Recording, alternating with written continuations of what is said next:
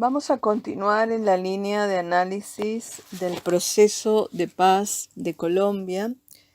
en base a unas consideraciones efectuadas por el Comité Internacional de la Cruz Roja. Y previamente a establecer estos análisis y vinculaciones conceptuales, debemos hacer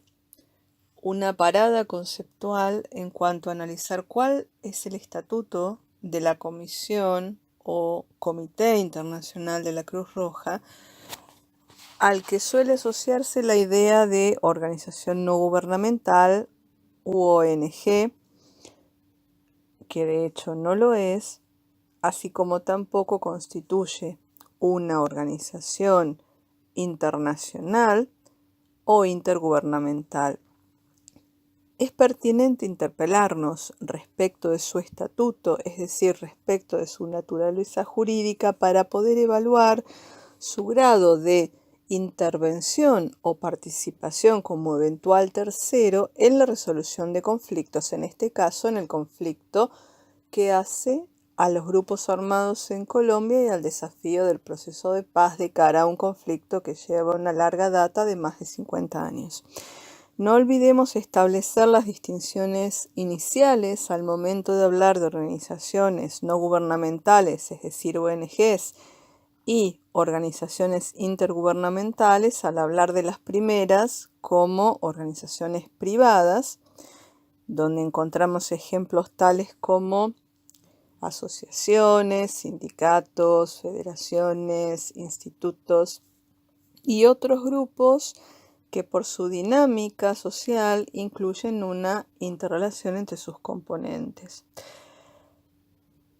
Esto significa que las organizaciones no gubernamentales no están instituidas por los gobiernos, así como tampoco son resultado de un acuerdo intergubernamental. Estas organizaciones no gubernamentales pueden desempeñar, no obstante, un papel crucial en asuntos internacionales sobre la base de las actividades que realizan, es decir, en cumplimiento del objeto que rige su estatuto. Normalmente no poseen un estatuto o cometido o asignación oficial como base para su existencia o facultad alguna estatal delegada para ejercer sus actividades. Por otro lado, debemos establecer una subdivisión en cuanto al alcance de las actividades y el marco de acción de los miembros de estas organizaciones no gubernamentales, que si se limitan a un país específico serán de carácter nacional y si sus actividades traspasaran fronteras se convertirían en ONGs internacionales como por ejemplo Médicos Sin Fronteras, Human Rights Watch, Oxfam, Amnistía Internacional, entre otras. El término organización intergubernamental o podríamos decir organización internacional nos da la idea de una asociación que está instituida por varios gobiernos a través de un tratado, donde existen fines comunes a todos ellos y con la existencia de órganos específicos que definen funciones determinadas. Es decir, que además de las normas que definen la estructura de una determinada organización, existirían disposiciones respecto de los fines de la asociación u organización que se tratare, así como derechos y deberes de los miembros. Una organización internacional entonces puede ser universal en cuanto a su alcance. Podemos pensar en el caso de las Naciones Unidas, la Organización Internacional para las Migraciones. Puede tener alcance zonal o regional, como la OEA, es decir, la Organización de los Estados Americanos, lo que puede llamarse Organización de la Unidad Africana, Organización para Seguridad y Cooperación en Europa, entre otros organismos o entre otras organizaciones internacionales. Con lo cual, a diferencia de las ONGs, estas organizaciones intergubernamentales lo que tienen por definición es un cometido, una obligación, un mandato conferido por los gobiernos que sirve de base a su existencia para ejercer determinadas actividades, con lo cual tienen facultades en cuanto a gozar de determinadas facilidades, podríamos decir facilidades de trabajo conocidas a nivel diplomático como privilegios o inmunidades. Ahora bien, ¿qué ocurre con el Comité Internacional de la Cruz Roja? Este comité tiene de algún modo una naturaleza híbrida en términos jurídicos. Podemos decir que como asociación privada creada a tenor o siguiendo los lineamientos del Código Civil suizo, siendo su país de origen, su existencia propiamente dicha no proviene de un acuerdo consensuado entre gobiernos, pero no obstante, debido a sus funciones y actividades que se dirigen a proteger y a asistir a las víctimas de los conflictos, estas funciones vienen de algún modo dictadas por la comunidad internacional de estados y se basan en el derecho internacional, en particular en los convenios de Ginebra, que figuran entre los tratados más ratificados del mundo. Por esa razón es que podríamos hablar de una naturaleza híbrida y particularmente especial en cuanto a el alcance de las facultades de intervención o participación de la Cruz Roja como tercero y a su vez el objetivo de derecho humanitario que posee la Cruz Roja. Ese es el motivo por el cual el Comité Internacional de la Cruz Roja, así como cualquier organización intergubernamental, tiene el reconocimiento de una suerte de personalidad jurídica internacional o un estatuto aparte, de algún modo como si fuera una creación ad hoc, podríamos decir, porque goza de determinadas facilidades de trabajo, como decíamos previamente, los llamados privilegios e inmunidades en ciertos aspectos, en el sentido de que los representantes de la Cruz Roja tienen asegurado desde aspectos que hacen al derecho internacional a cuestiones diplomáticas, la garantía de poder trabajar en terreno ajenos a los peligros que pudieran suscitarse en el marco de conflictos de alta intensidad, como el caso de los conflictos armados, para poder cumplir el cometido de ayudar a las víctimas de desastres o de violencia institucional. Estas facilidades de trabajo, que son comparables a las de Naciones Unidas, por ejemplo, sus organismos y otras organizaciones gubernamentales o intergubernamentales, dan cuenta de esta naturaleza sumamente especial. ¿Por qué es de relevancia hacer la mención de esta naturaleza híbrida? En principio porque el Comité Internacional de la Cruz Roja puede realizar este trabajo de protección y de asistencia a la víctima de conflictos si se respetan sus principios de imparcialidad, independencia y neutralidad, independientemente del espacio o jurisdicción territorial donde se desarrolle el conflicto y donde los miembros de la Cruz Roja tengan intervención, sea a nivel de la Cruz Roja o Comité Internacional de la Cruz Roja, y las sedes nacionales que funcionan en cada país. Reconociendo estos privilegios, podríamos decir, del Comité Internacional de la Cruz Roja, los estados y las organizaciones internacionales son quienes deben confirmar o verificar el respeto de estos principios para poder permitir un trabajo efectivo de asistencia a las víctimas. Entonces, de conformidad con los principios del derecho internacional, los gobiernos, organizaciones como Naciones Unidas y otras organizaciones reconocen estos privilegios al Comité Internacional de la Cruz Roja.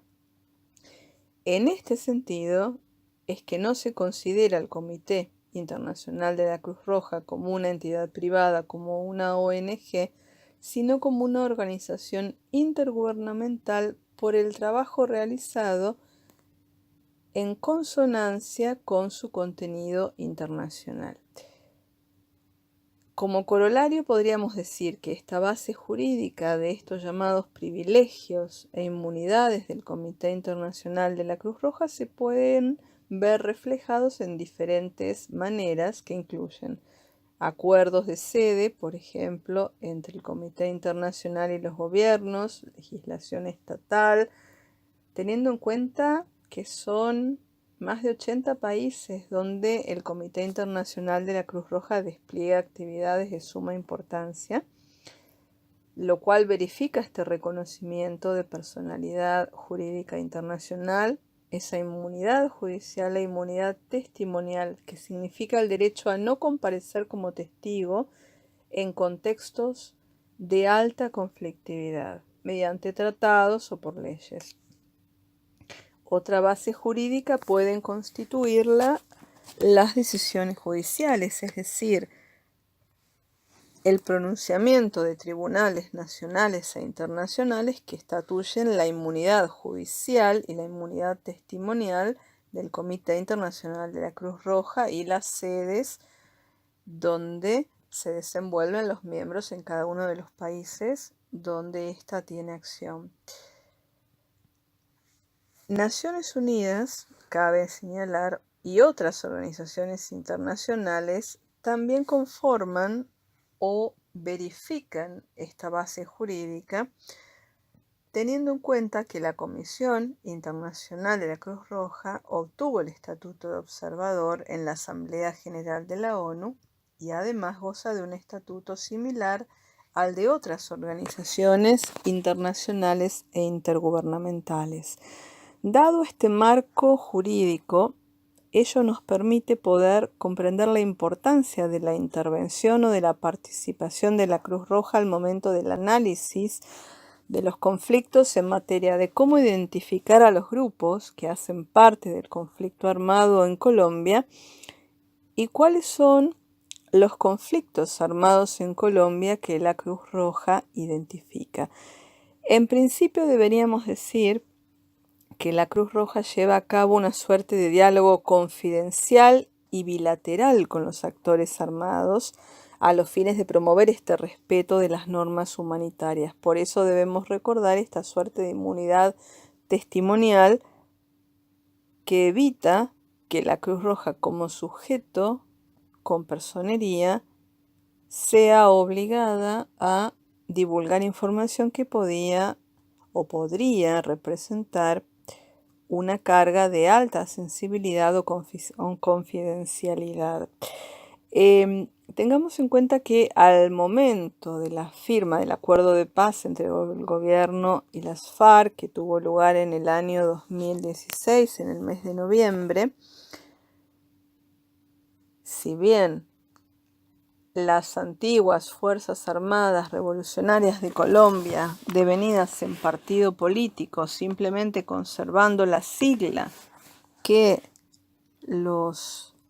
cristalizó como uno de los referentes de la guerrilla más importante en Colombia, pero modificando el contenido de esas siglas para poder constituir un partido político,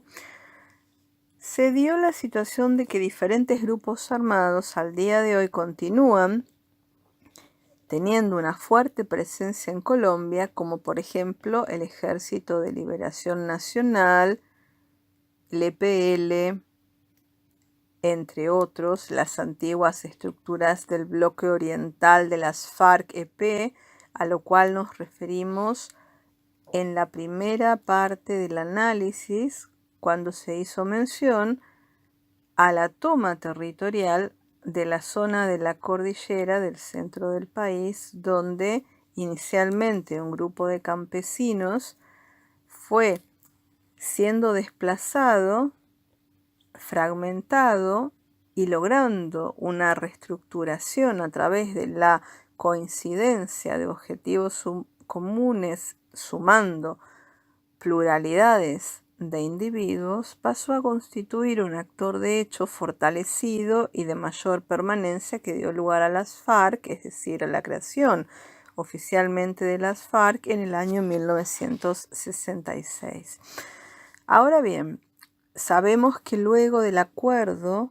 de paz, de la firma de este acuerdo entre el gobierno y las antiguas Fuerzas Armadas Revolucionarias de Colombia, existen todavía rémoras de las propias FARC, Guía EP, es decir, Ejército Popular, que no se han acogido al proceso de paz, donde este último grupo, que está presente en estos momentos en el oriente de Colombia, ha sido incluido por el Comité Internacional de la Cruz Roja en una suerte de categorización de las partes que conforman o que precipitan y dinamizan los diferentes conflictos armados en Colombia. Es decir, Colombia es un territorio caracterizado por diferentes conflictos en función de los participantes involucrados. No obstante, podemos encontrarnos con dos posiciones encontradas ampliamente, digamos, clarificadas o ampliamente distintivas, es decir,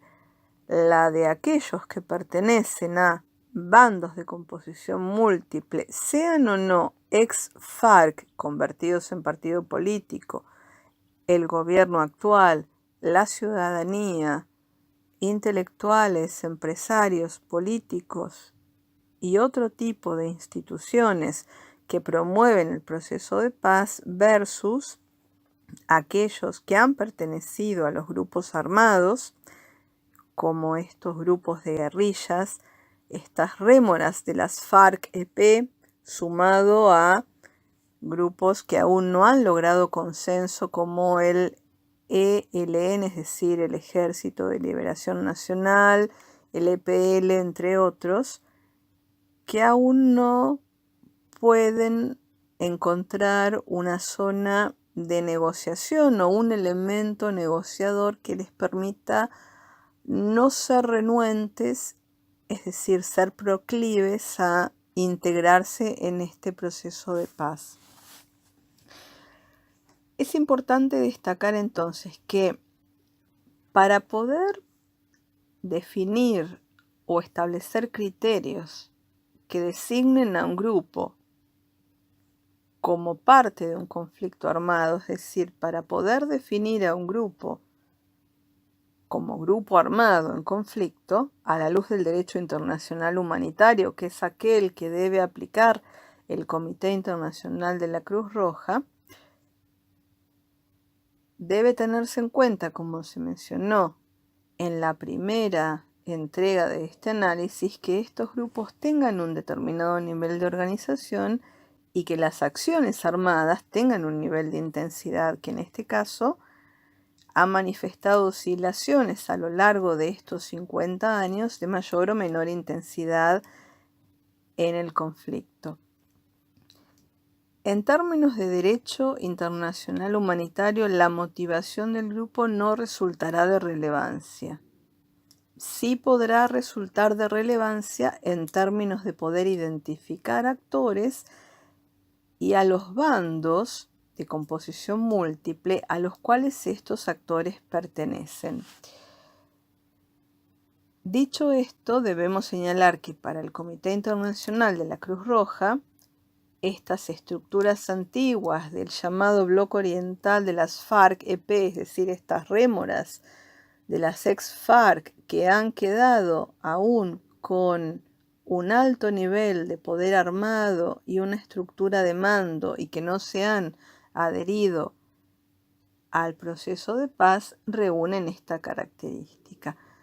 Sin embargo, esta clasificación no implica que se haya reanudado un conflicto armado que finalizó con el acuerdo de paz de 2016, así como tampoco otorga un estatus jurídico o político a este grupo. Sin embargo, al momento de analizar los modos de resolución de conflictos que en este caso tuvieron lugar por una suerte de compromiso, de acuerdo entre los actores o los bandos de composición múltiple mediante el otorgamiento de concesiones recíprocas, es decir, compartir beneficios y sacrificios en pro de un objetivo de máxima, de un objetivo de coincidencia, tanto para las FARC, que se vieron debilitadas en la contraofensiva de la década del 80 y el propio desgaste del gobierno colombiano, ello no implica que tengamos posibles aspectos residuales que, de no ser manejados o de no ser sus demandas gestionadas a través de una intervención temprana o efectiva, podrían llegar a reavivar el conflicto o crear un nuevo conflicto. Por eso la importancia de detectar primero o identificar el modo en que el conflicto ha de ser resuelto, como en este caso, siendo resuelto a través de la firma de un compromiso o un acuerdo de paz, y cómo aquellos remanentes pueden jugar un rol que intente revitalizar aquellos conflictos que se consideran superados. En el caso de un acuerdo o de un modo de resolución que implique un acuerdo bajo el formato de concesiones recíprocas, compromiso o acuerdo de paz, hay un espacio mayor de negociación que invita aún a las partes disidentes a sumarse a futuro a través de la apertura de mesas de diálogo que pueden quizás implicar una mayor cantidad de tiempo hasta el logro de un consenso mínimo donde pueda integrarse a estos elementos disidentes al proceso global de paz para Colombia y estos grupos armados al momento en que depongan las armas. Muy diferente sería el resultado, al que podríamos denominar de suma cero, si el modo de resolución de un conflicto, es decir, de poner fin a un conflicto, fuera a través de una imposición, es decir, imaginemos en un contexto bélico un país vencedor sobre otro, o en el marco de un conflicto de índole nacional, la imposición de resultados que hace más proclive que elementos disidentes en disconformidad intenten nuevamente darle vida a este conflicto. Siguiendo con la línea de análisis de la Comisión Internacional de la Cruz Roja, es indudable que se da la presencia de actores o participantes con antecedentes similares a las FARC y a los grupos actuales, es decir, que no han sido desactivados en otras zonas del país, no solamente en el área oriental, sino también en el sur y en el occidente. Por esa razón, la Comisión Internacional de la Cruz Roja lleva a cabo análisis e informes de modo permanente de acuerdo a sus criterios rectores de derecho internacional humanitario para poder ofrecer asistencia a las víctimas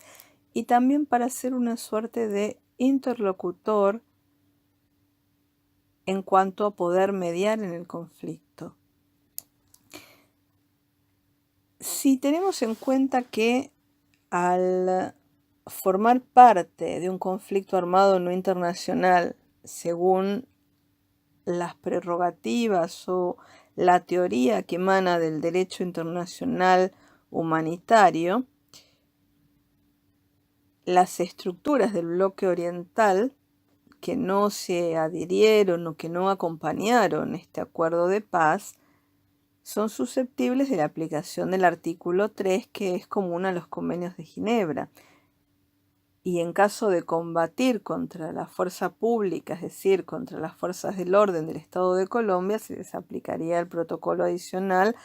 a los convenios de Ginebra y de modo consuetudinario el derecho internacional humanitario por deberse a una especie de conflicto con determinadas particularidades. El Estado colombiano, a través del Ministerio de Defensa Nacional, en una de sus directivas de fines del 2017, manifestó que estas estructuras de las FARC-EP, es decir, los elementos disidentes de la FARC que no se adhirieron o que no encontraron consenso en conformar un partido político y deponer las armas, van a ser catalogados de ahora en adelante como grupos armados organizados residuales, cuya sigla o acrónimo es GAOR, es decir, GAOR por denominarse como grupos armados organizados residuales, precisamente porque han quedado por fuera de este acuerdo por no haber aceptado este proceso. ¿Qué significa esto? Que para lograr la institucionalidad en cuanto al ejercicio de los diferentes órganos que conforman al Estado colombiano, tanto las Fuerzas Armadas como la Policía Nacional, estarían en condiciones o legitimadas para combatir a estos grupos. Debe tenerse en cuenta también, no obstante, que estas estructuras de las FARC-EP del llamado antiguamente Bloque Oriental, que no adhirieron a este proceso de paz, son solamente parte de uno de los conflictos armados no internacionales en el país, es decir, en Colombia. Al mismo tiempo, la Cruz Roja ha identificado que hacen parte de estos conflictos con el gobierno de Colombia, como dijimos, grupos como el Ejército de Liberación Nacional, el ELN, el Ejército Popular de Liberación, como se mencionó anteriormente, llamado EPL, y las fuerzas conocidas como Clan del Golfo, que también se llaman Autodefensas Gaitanistas de Colombia, con las siglas AGC. Esto resulta de interés al momento de poder observar los diferentes componentes con mayor o menor grado de articulación territorial que pueden conformar uno de los bandos en conflicto, es decir, el bando que no se adhiere o que no se acoge a este proceso de paz. Esto nos enfrenta a un escenario, podríamos decir, o a un nuevo escenario, y en el marco de este mandato o en el marco del cumplimiento del objeto que persigue la Cruz Roja Internacional, se debe continuar con un diálogo confidencial y bilateral, es decir, la Cruz Roja en diálogo con los distintos actores armados en Colombia, para promover el respeto de las normas humanitarias, tanto de las personas involucradas, partícipes de los conflictos, como de las víctimas producto de estos conflictos armados. Porque en definitiva lo que se busca es ayudar a las personas afectadas por estos conflictos y por la violencia armada, aliviando su sufrimiento y garantizando, podríamos decir, su dignidad. Ahora bien, la Cruz Roja en sus análisis, a grandes rasgos, ha identificado en esta época del post-conflicto o post-acuerdo, como suele denominarse, un panorama sumamente complejo que ha llevado a que diferentes instituciones, diferentes terceros como la Cruz o el Comité Internacional de la Cruz Roja hayan debido actualizar el análisis jurídico respecto de esta situación. ¿Por qué decimos esto? Porque, por un lado, estamos hablando de un vacío de poder que han dejado las antiguas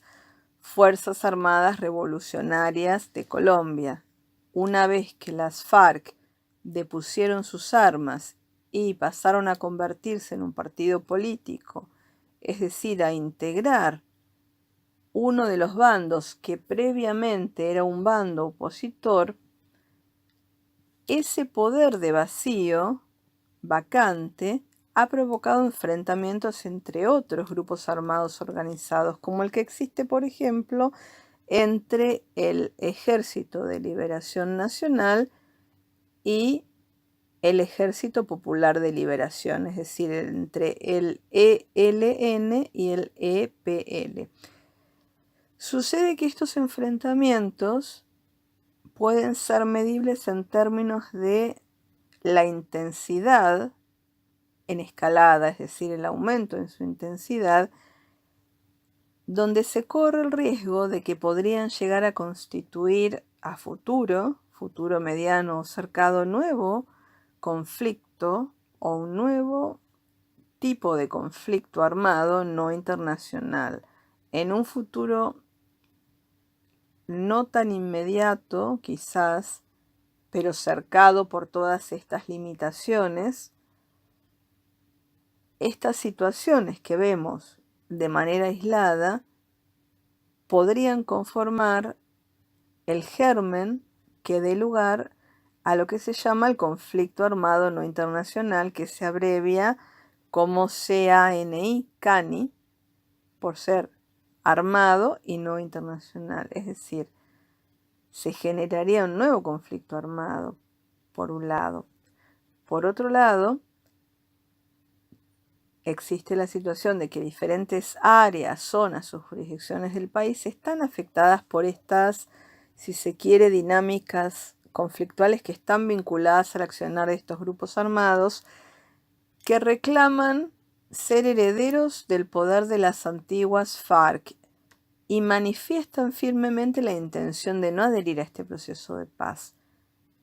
Con lo cual se nos presenta un escenario con diferentes desenlaces y posibles desafíos a resolver. Uno de los desafíos más significativos y el que conlleva mayor grado de dificultad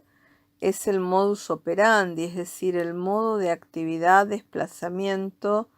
entrenamiento, acción y ataque de estos grupos, lo que dificulta altamente la labor de organismos como el Comité Internacional de la Cruz Roja u otros organismos de derechos humanos o, por qué no, misiones de paz de Naciones Unidas o misiones de paz de la OEA en favor de las víctimas de estos conflictos armados y otras situaciones de violencia. Esto no es ocioso porque un requisito para poder trabajar en pro de aquellas personas víctimas de los efectos de la violencia es conocer a fondo cuál es el marco jurídico aplicable, si el derecho internacional de los derechos humanos, el derecho internacional humanitario, para poder generar las bases de un diálogo que proteja a la población que padece estos efectos. Si pensamos cómo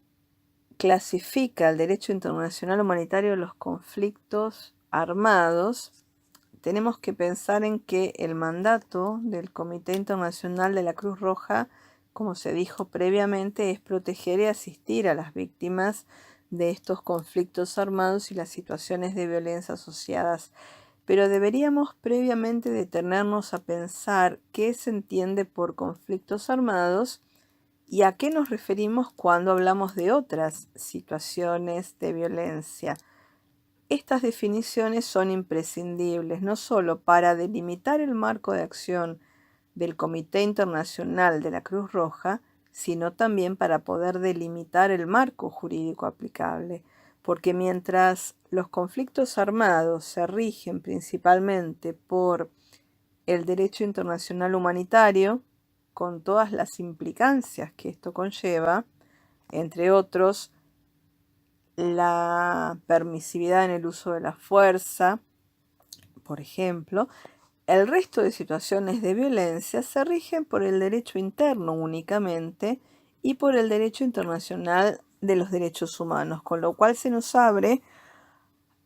el riesgo de que se presenten limitaciones a estos terceros imparciales o a estos terceros participantes en la búsqueda del cumplimiento del objetivo de ofrecer protección a las víctimas de estos conflictos. No olvidemos que el derecho internacional va a hacer una distinción entre los conflictos armados internacionales, como también se señaló en la primera exposición del análisis vinculado al origen de las FARC y al origen de los conflictos armados entre Colombia y los grupos de guerrilla, donde decíamos entonces que esta distinción del derecho internacional humanitario entre conflictos armados internacionales, es decir, aquellos que enfrentan a dos o más estados, y los conflictos armados no internacionales, que tienen lugar entre fuerzas de gobierno y grupos armados no estatales, o entre estos últimos grupos únicamente, por ejemplo, si pensamos entre el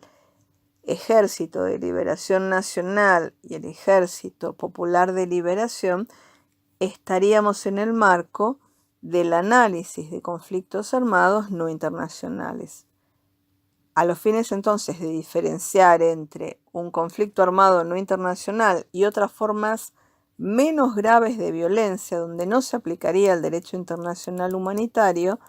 se nos va a ser necesario evaluar cuál es la magnitud, el impacto o el efecto de estos enfrentamientos, así como las características de los actores involucrados en estos procesos de conflicto. Por eso es que el Comité Internacional de la Cruz Roja, con base en el derecho internacional humanitario, la jurisprudencia de los tribunales internacionales, entre otras fuentes, va a considerar que existe un conflicto armado no internacional al momento en que se cumplen dos requisitos. Un contexto de hostilidad, nosotros vamos a decir de intensidad en la dinámica de la interacción conflictual, es decir, intensidad del conflicto que alcanza un pico máximo de escalada, que se va a medir en función de determinados criterios a nivel empírico. Supongamos el número, la duración, el nivel de violencia de los enfrentamientos,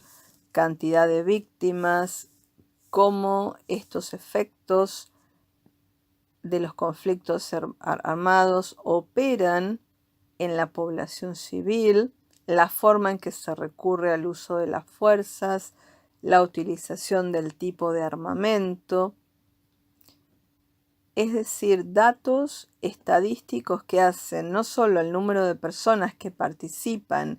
en estas hostilidades, sino también al número de víctimas y al efecto de esa violencia ejercida sobre ellas. Y por otro lado, para poder considerar que existe un conflicto armado no internacional, un segundo criterio tendrá que ver con que los grupos no gubernamentales que participan en estos actos de violencia tendrán un grado de organización permanente y sostenido, además de seguir una cadena de mando y un nivel de entrenamiento y recursos que hacen a la infraestructura que les permite operar ejerciendo estos actos de violencia. Estos criterios que nos indican o nos permiten establecer si se cumple esta condición del nivel de organización tienen que ver precisamente con la existencia de una determinada estructura jerárquica, lo que se llama la cadena de mando,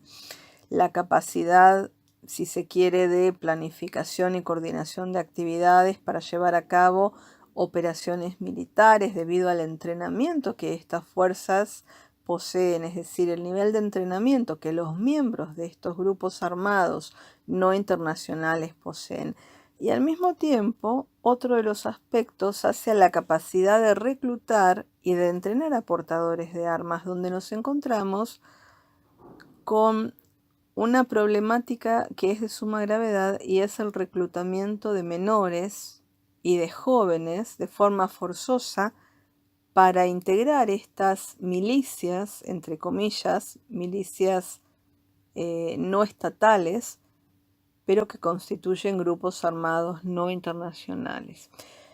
Esto nos lleva a un alto rigor, si se quiere, de disciplina interna, donde las personas que están en el eslabón mayor en cuanto a la capacidad de mando controlan a los miembros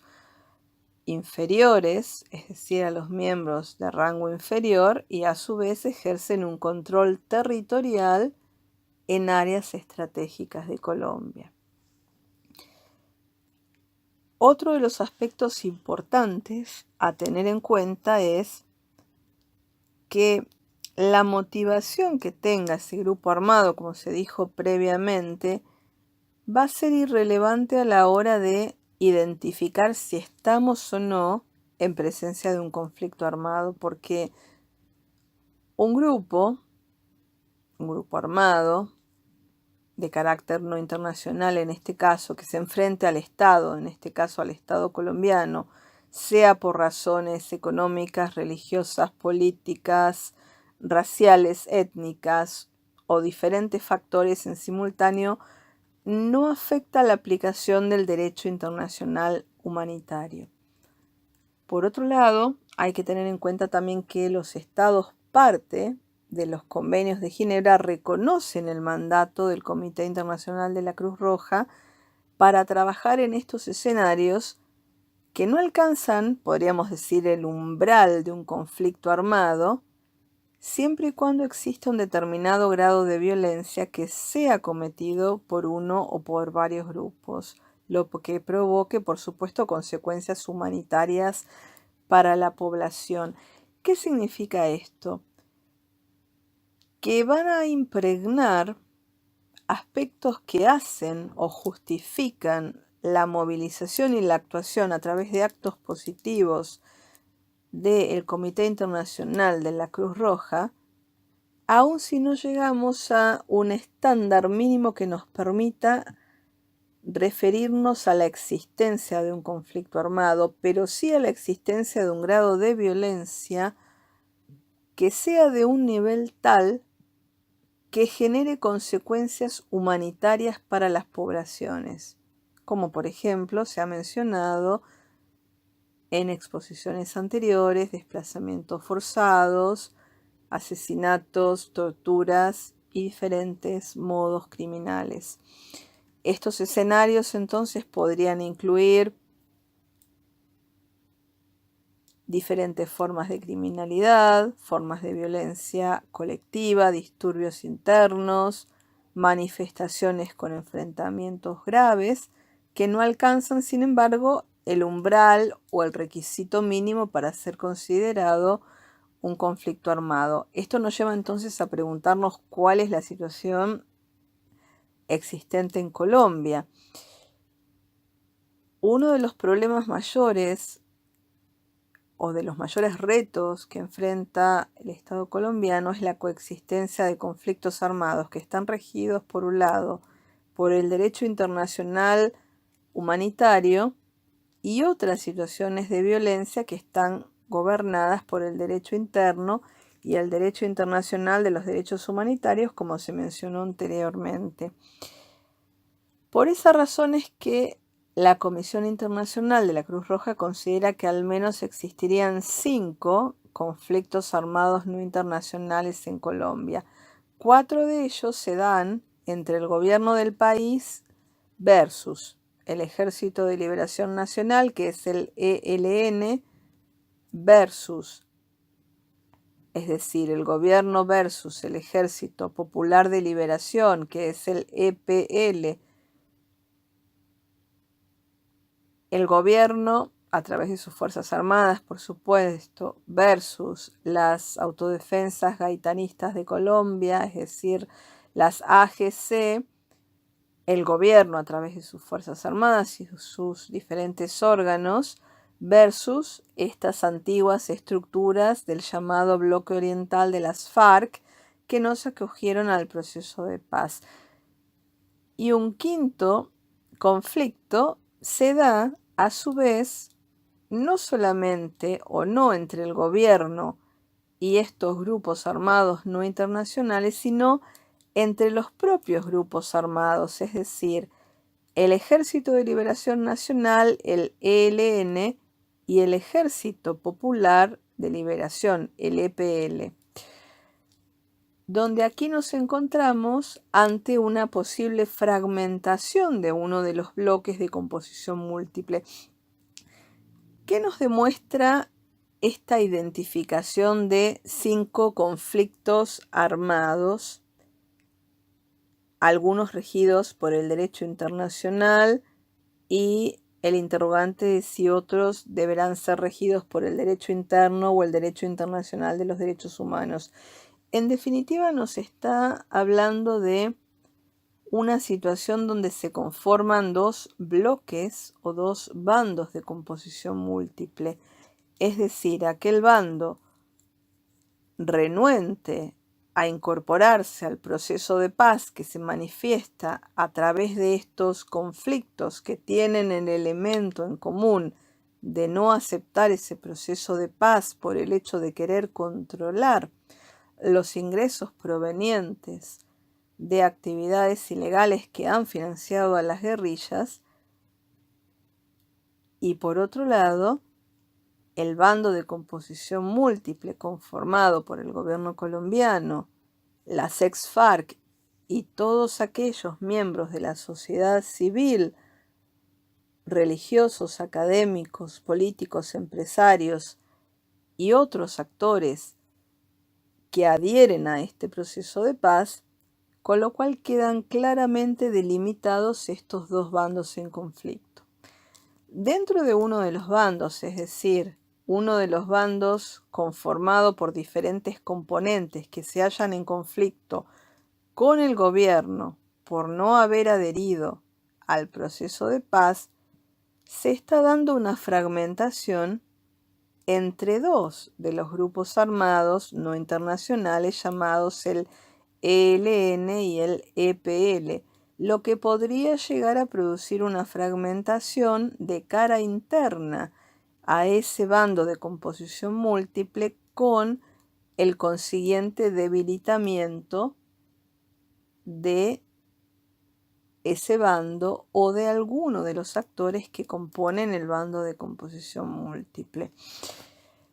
Deberíamos preguntarnos cuál es la situación del resto de los actores armados que también reclaman ser herederos de las FARC-EP, es decir, FARC-EP es la sigla que surgió cuando las Fuerzas Armadas o aquellas fuerzas campesinas o grupos de guerrillas denominadas Fuerzas Armadas Revolucionarias de Colombia, Ejército del Pueblo, tuvieron un objetivo de máxima sumamente ambicioso que era la toma del poder derrocando o bajo la idea de derrocar al gobierno en su momento. A partir de ese entonces, diferentes actores armados que no han querido entrar en los diferentes intentos, en los diversos intentos de negociación de un proceso de paz colectivo, se han declamado herederos ante este vacío de poder. Lo que deberá probarse es que estos grupos, alguno de estos grupos al menos, se encuentren realmente vinculados a los antiguos frentes de las FARC-EP que no se sumaron al proceso de paz, donde la Comisión Internacional de la Cruz Roja los ha clasificado como partes de un conflicto. En ese caso podríamos decir que estos nuevos grupos serían parte de uno de los conflictos armados no internacionales que se mencionaron previamente y por eso sería legítimo utilizar la fuerza contra ellos en el marco del derecho internacional. El problema es que ante, podríamos decir, la falta de vínculos que permitan agregar a diferentes actores a esta categoría de conflictos armados no internacionales preexistente entre el gobierno de Colombia y los elementos del antiguo bloque oriental FARC-EP que no se acogieron al proceso de paz, habría que llevar a cabo un análisis, podríamos decir, individualizado de las organizaciones y el nivel de intensidad en el conflicto para poder inferir que el derecho internacional humanitario se aplicaría a estas dinámicas. Es decir, Si existe un grupo que se reclama heredero, se autoproclama heredero de las FARC-EP y no tiene vínculos reales, es decir, vínculos jerárquicos, cooperativos, cadenas de mando, con, digamos, estructuras permanentes y sostenidas como partes de un conflicto preexistente, habría que evaluar respecto a ese grupo concreto si se presentan criterios de clasificación que permitan hablar de un nivel de organización o intensidad de la violencia, o si quedarían aglutinados en alguno de los grupos ya existentes. Ello no obsta que al hecho de que, si bien la Cruz Roja puede identificar 5 conflictos que se dan entre el gobierno y las fuerzas disidentes que no forman parte del acuerdo de paz, y un 5.º conflicto entre 2 fuerzas disidentes por control territorial, no excluye la posibilidad de que todos estos participantes pertenezcan a uno u otro de los bandos en función del objetivo que los congrega, que, como ya se ha dicho, tendrá que ver precisamente con el hecho de manifestarse renuentes al proceso de paz o manifestarse en una posición favorable a ese proceso de paz. Es de tener en cuenta, por supuesto, que Colombia está atravesando diferentes situaciones de violencia que no alcanzan este umbral o estos requisitos que permitan hablar de conflictos armados, y no obstante implican y hacen un llamamiento a la acción humanitaria de el Comité Internacional de la Cruz Roja, como por ejemplo las situaciones cotidianas de violencia urbana en ciudades como Medellín, el uso de la fuerza en protestas sociales, el caso de paros agrarios, manifestaciones que se tornan violentas, teniendo en cuenta, como se mencionó previamente en el análisis anterior sobre el origen del conflicto en Colombia y la evolución de las relaciones entre las FARC y el gobierno colombiano, se dan en un contexto, estos conflictos o estas luchas, de amplias brechas de desigualdad, cuestiones de reparación que aún esperan respuesta, niveles altos de corrupción y la necesidad de mayor transparencia en cuanto a la institucionalidad o gobernabilidad, es decir, al correcto funcionamiento de cada uno de los órganos que hacen a la función de un Estado.